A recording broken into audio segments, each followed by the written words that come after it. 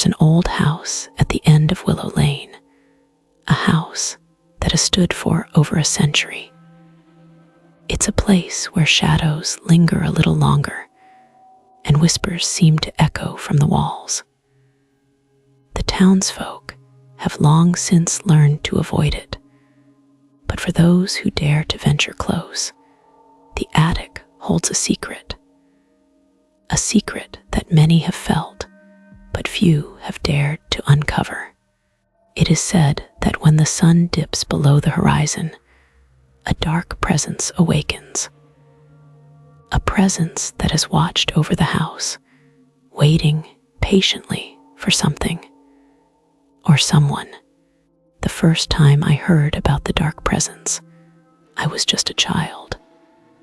My grandmother often gathered us around the fireplace, her voice low and steady, as she shared stories that both captivated and terrified us.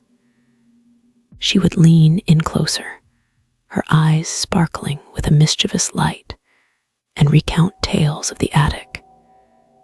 "It's a place where time stands still," she would say, "but be careful, for it is also a place where darkness thrives."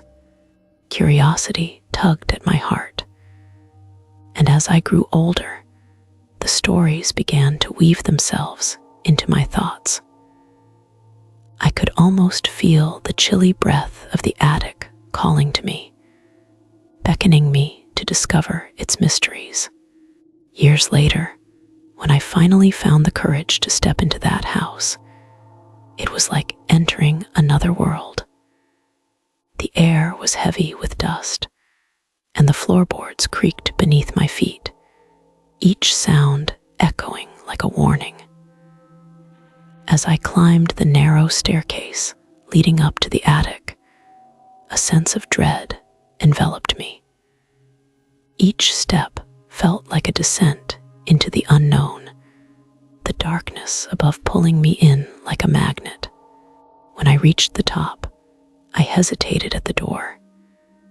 It was slightly ajar, allowing a sliver of dim light to spill out into the hallway. I could feel the chill emanating from within, a stark contrast to the warmth of the sun-soaked day outside. With a deep breath, I pushed the door open, and what I saw sent shivers racing down my spine. The attic was a realm frozen in time.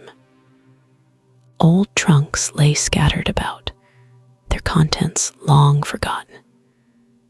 Cobwebs clung to the corners, and a thick layer of dust coated everything, save for a small area in the center of the room where the floor was surprisingly clear. It was as if something had been moving there, creating a path through the desolation. But it wasn't the clutter that caught my attention. No, it was the feeling of being watched, a sensation that crept over me like a shadow, wrapping around my shoulders and squeezing tightly. I glanced around, half expecting to see a figure lurking in the darkness, but there was nothing, just silence. Yet the silence felt alive. It was heavy, palpable, and it whispered secrets I could not understand. I forced myself to step further into the attic, my heart pounding in rhythm with each footfall. As I moved deeper into the room, I noticed a large, ornate mirror standing against one wall, its surface clouded with age. Drawn to it, I stepped closer, the reflection revealing more than just my startled face. For a fleeting moment, I caught a glimpse of something behind me, a shadow flitting across the edge of my vision. I whirled around, my breath quickening, but the attic remained empty, just as it had been moments before. This was the moment when I first truly understood the stories my grandmother had told. The dark presence was not just a tale spun to frighten children. It was real, and it was here with me. I felt a chill run down my spine as I turned back to the mirror. The reflection now seemed distorted, the image of my own face bending unnaturally. I reached out, fingers brushing against the glass, and for an instant, I felt a pulse, a heartbeat, echoing through the surface. Fear gripped me, and I stumbled back, narrowly avoiding a stack of old books that toppled to the ground with a thud. The sound reverberated in the silence, and I could almost hear the attic breathe, a low, rumbling sigh that sent shivers through my bones. It was then that I heard it.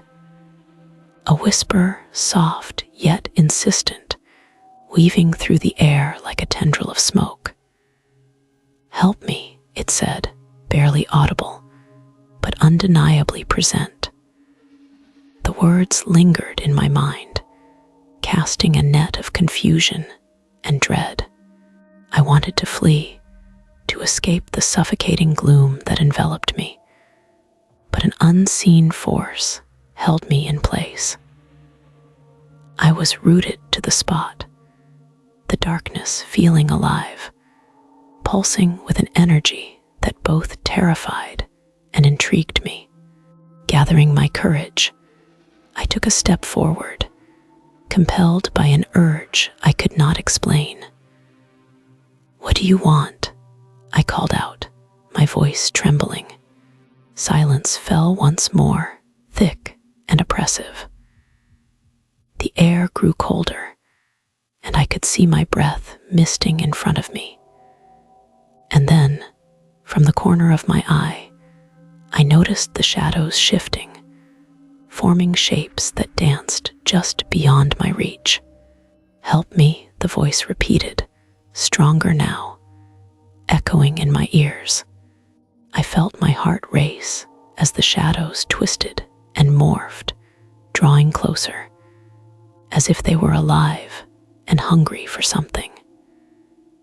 The atmosphere grew heavier, thickening with a sense of urgency. I could almost feel the presence pressing against my skin, urging me to act. But what could I do? This was not a simple plea for help. It was a cry from the depths of despair, a lingering sorrow that had seeped into the very fabric of the house. I glanced around, searching for anything that could provide answers. In one corner, I spotted a dusty old journal, its leather cover cracked and worn. I moved toward it, my fingers trembling as I picked it up. Flipping through the yellowed pages, I discovered entries filled with anguish, detailing the life of a woman who had once lived in this very house. Her words spoke of loss, heartache, and an overwhelming sense of being trapped, as if the house itself had become a prison. As I read, a chill swept through me, and I understood. The dark presence was her, or perhaps a fragment of her sorrow, forever bound to this attic. The voices I heard were echoes of her pain, a plea to be released from her torment. "Why?" I whispered, the question escaping my lips almost involuntarily. "What can I do?" The shadows flickered, swirling around me, and for a moment, I felt a sense of clarity. It was as if the presence was reaching out, connecting with me, sharing its sorrow and fear. I closed my eyes, letting the weight of the attic wash over me. I could feel the energy shifting, the darkness pulsating with a rhythm that resonated within my very soul. "Release me," the voice pleaded, and I felt a surge of determination. I knew what I had to do. I had to confront the darkness, to acknowledge the pain that had been buried for so long. With newfound courage, I began to speak, my voice steady despite the fear that gripped my heart. "I see you," I said, my words filling the attic like a beacon of light. "I know your pain. You are not alone." The shadows quivered, and the temperature in the room shifted. I could feel the presence drawing closer, as if it had paused to listen. "I will not abandon you," I continued, my voice growing stronger. "You deserve to be free." As I spoke, the whispers began to fade, replaced by a sense of calm. The darkness that had once felt oppressive now felt almost warm, as if the presence was finally beginning to understand that it could be released. With each word, I felt the weight of the attic lift, the air growing lighter. The shadows began to retreat, pulling away from me as if releasing their hold. And then, in a final rush, I felt a surge of energy wash over me, intense, powerful, and freeing. The room filled with light, illuminating the corners that had been shrouded in darkness for so long. As the last vestiges of the presence faded, I stood there in the attic, breathless yet filled with a strange sense of peace. The air felt different, less heavy, and as I glanced around, I could see the dust motes dancing in the light streaming through the small window. I had confronted the dark presence, had acknowledged its pain, and in doing so, had set it free. As I made my way back down the creaking staircase, I could hardly believe what had just transpired. The attic was no longer a place of fear. It was a sanctuary of release. But as I stepped outside, the sun shining brightly on my face, I couldn't shake the feeling that the darkness was still there, lurking just beyond the corners of my mind. The stories had been true. The dark presence was real, and while I had helped it find peace, I knew that others would still hear its whispers, still feel its pull, and perhaps, just perhaps, it would always remain a part of that old house on Willow Lane, waiting for the next soul brave enough to listen.